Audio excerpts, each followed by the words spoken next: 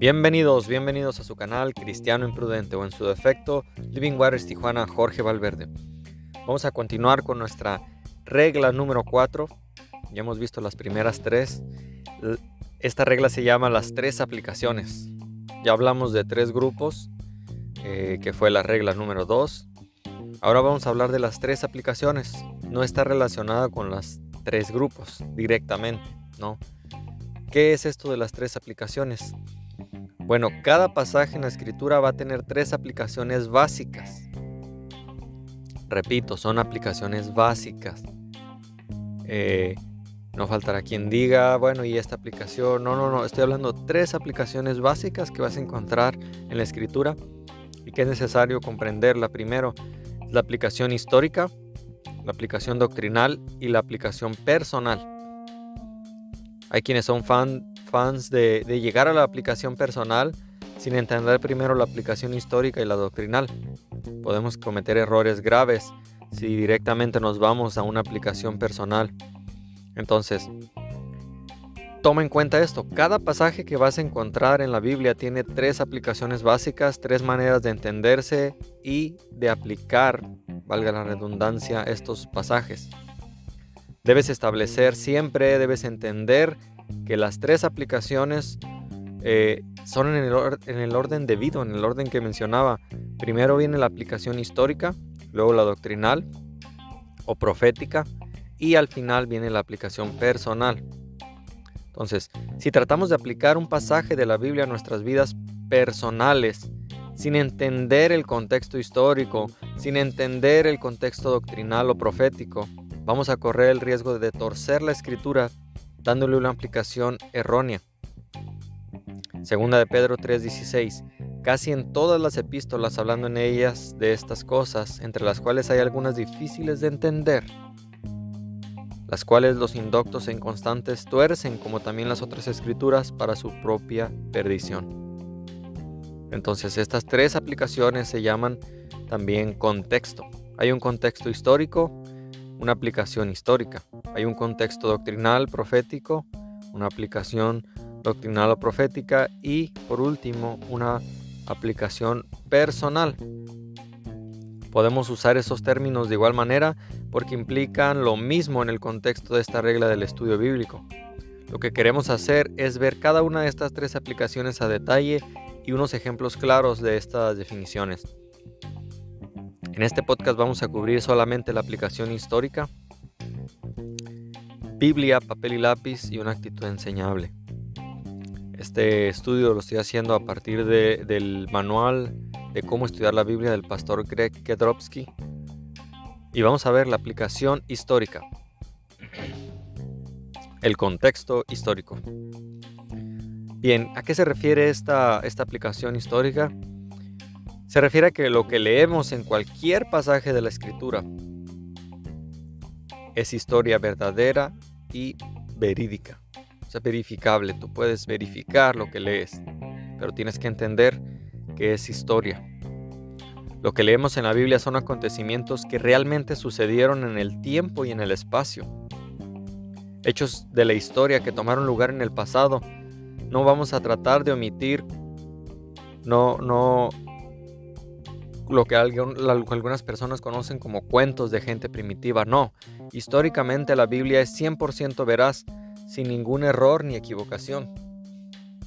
Hay quienes quisieran quitar pasajes porque históricamente no les cuadran, según ellos, pero lo que ha mostrado la arqueología moderna y la historia universal es que la Biblia tiene razón, ¿no? Cuando decían que Sodoma y Gomorra nunca existieron, se han encontrado las ruinas, se han encontrado lugares. Entonces, antes de dudar de la Biblia, duda de la fuente histórica que estás leyendo, porque lo que ha corroborado es que la Biblia tiene la razón en esta fuente histórica.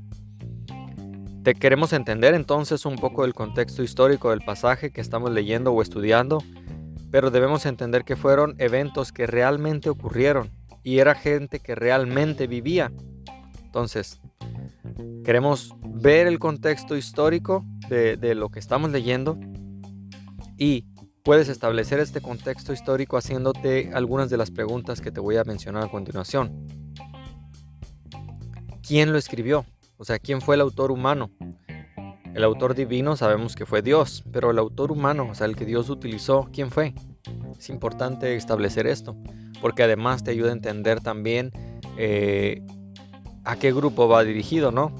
Porque si la pregunta de quién lo escribió, la respuesta es Pablo, vas a tener un contexto diferente a si la respuesta es Pedro o si la respuesta es Moisés. Primero quieres saber quién escribió el libro en cuestión. La siguiente pregunta que te puedes hacer es ¿cuándo lo escribió? Y no tanto la fecha, aunque sí ayuda a saber la fecha para darte un panorama más o menos en qué época te encuentras, pero cuando digo el cuándo lo escribió, no me refiero tanto a la fecha, sino a la ubicación en la historia de la Biblia.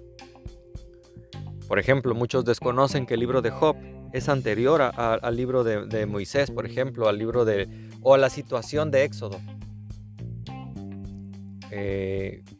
Algunos no saben, por ejemplo, que Job es de los libros más antiguos. Algunos creen que Job fue contemporáneo de descendientes directos de Adán. Bien, entonces el saber el cuándo es muy importante.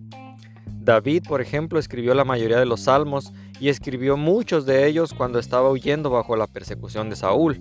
Entonces, hay un cantante cristiano muy importante para el cristianismo en general. Respeto los gustos de cada quien.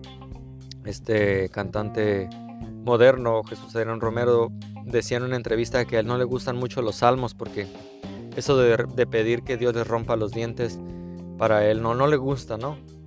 Y eso habla de la ignorancia del contexto histórico. David, como decía, escribió la mayoría de los salmos cuando se encontraba huyendo de la persecución de Saúl. Entonces, si no entendemos el cuándo, el contexto de por qué lo escribió así, bajo qué circunstancias se encontraba, podemos torcer la escritura como este cantante que menciono. Entonces, esta información nos va a ayudar a entender los salmos en su debido contexto histórico, para luego establecer un contexto doctrinal o profético. Y de ahí partir ahora a la aplicación personal. ¿Cómo aplicar los salmos a mi vida? Doctrinalmente, los salmos de persecución forman un cuadro profético de Israel, un cuadro de David perseguido por el anticristo, o sea, este David que representa a la iglesia, puede representar a Israel, puede representar obviamente al Mesías, que sería perseguido por el anticristo o Satanás, que es un cuadro de Saúl, el rey Saúl, esta persecución. Es una aplicación o una interpretación así rápida solamente para ejemplificarte, ¿no? de lo que estoy hablando. Esta persecución que se dará durante la tribulación en Apocalipsis 12:17. No es mi intención ahorita profundizar en este tema, solo explicar la aplicación. Entonces, personalmente podemos encontrar mucho consuelo y paz en los salmos. Claro que lo hay. Hay mucho consuelo y hay mucha paz en los salmos cuando estemos experimentando persecución o tribulación en nuestras vidas por querer vivir piadosamente, como dice 2 de Timoteo 3:12. Si queremos vivir piadosamente, vamos a afrontar ese tipo de tribulación, persecución, y tristeza, si lo podemos llamar así, ¿no? Los salmos nos dan mucho ánimo. No estoy diciendo que porque históricamente y doctrinalmente David está hablando de una persecución y como él se sentía, no debo leer el salmo para buscar gozo y paz. No estoy diciendo eso, aclaro, porque ya he recibido algunos comentarios donde personas que no escuchan el estudio completo, escuchan un minuto, una fracción, que precisamente fue uno de mis puntos, un video que dediqué completamente para hablar del contexto y de cómo podemos sacar de contexto a cualquier persona. Pues lo hicieron conmigo, ¿no? Con una frase que dije que no explica el conjunto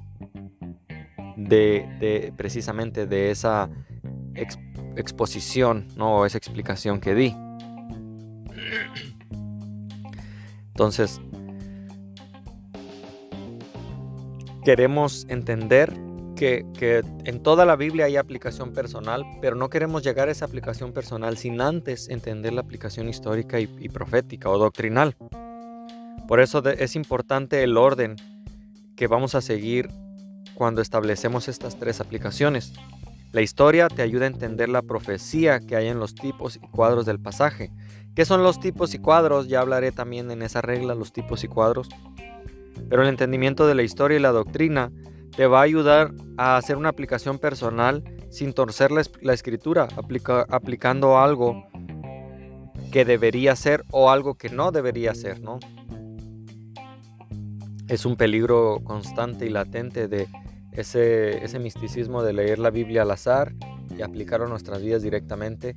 Es un error que podemos caer. Otro ejemplo de aplicación histórica, como decía, el libro de Job. Vemos detalles de este libro.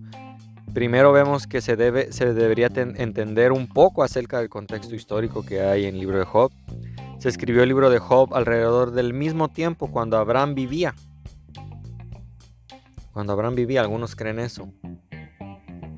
Esta es la respuesta. Yo mencionaba ahorita que descendientes directos de Adán, hago una corrección. De lo que se cree es que el libro de Job se escribió al mismo tiempo cuando Abraham todavía vivía. Y esta es la respuesta de la pregunta acerca de cuándo se escribió, como es su correlación con los eventos de la historia bíblica. Entonces, esta información histórica es importante para entender el libro, porque en los días de Abraham había gente que no pudo haber hablado. En los días de Abraham había gente que pudo haber hablado con personas que conocían a los hijos de Noé incluso.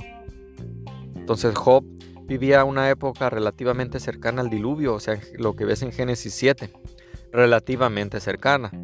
Tan cerca que Job pudo haber hablado con alguien que conocía a Sem, a Cam y Jafet. Entonces imagínate el conocimiento que ellos tenían en aquel entonces acerca de la tierra de antes. Imagínate, es interesante, ¿no te emociona saber esto? Que acerca de los hijos de Dios y acerca de todo lo que pasó con estos supuestos dioses que bajaron para vivir entre los hombres. Lo encontramos en Génesis capítulo 6, del capítulo 1 al 4. Versículo 1 al 4, segunda de Pedro, capítulo 2, del 4 al 5, Judas 6, 7, dice: los hijos de Dios eran ángeles caídos. Entonces, al entender el contexto histórico del libro, vamos a encontrar mucha enseñanza sobre el mundo antes del diluvio y de Noé. Entonces, Job es un libro repleto de referencias al mundo antediluviano. Vamos a encontrar muchas referencias. Y también al mundo original que encontramos en Génesis 1.1, en Ezequiel 28.11-19, de este Lucero o Lucifer, antes de su rebelión, que causó la gran brecha entre el primer versículo de la Biblia y el segundo. Isaías 14.12 al 14. Por ejemplo, Job 38.1 al 7 habla del mundo original de Lucero o de Satanás de Génesis 1.1. Lo que sigue en Job 38.8 al 11 es la historia del diluvio universal que resultó en el universo lleno de agua que vemos en Génesis 12.8 al 9. Génesis 1.2 al 8. Entonces, Job y sus contemporáneos vivían pocas generaciones después de los que conocían mucho sobre los hechos, y por lo tanto todavía había mucho conocimiento que ahora ya se ha perdido a través de los siglos. Queremos establecer esta aplicación histórica, queremos entenderla. Eso fue la aplicación histórica. En el siguiente podcast vamos a hablar del resto de las dos aplicaciones que quedan, que es la aplicación doctrinal, el contexto doctrinal y la aplicación personal. Todavía estas son parte de la regla número 4. Regla número 4. De ahí pasaremos a la regla número 5, que Dios escogió cada palabra. Dios te bendiga, cristiano imprudente, y gracias por escuchar y compartir este podcast.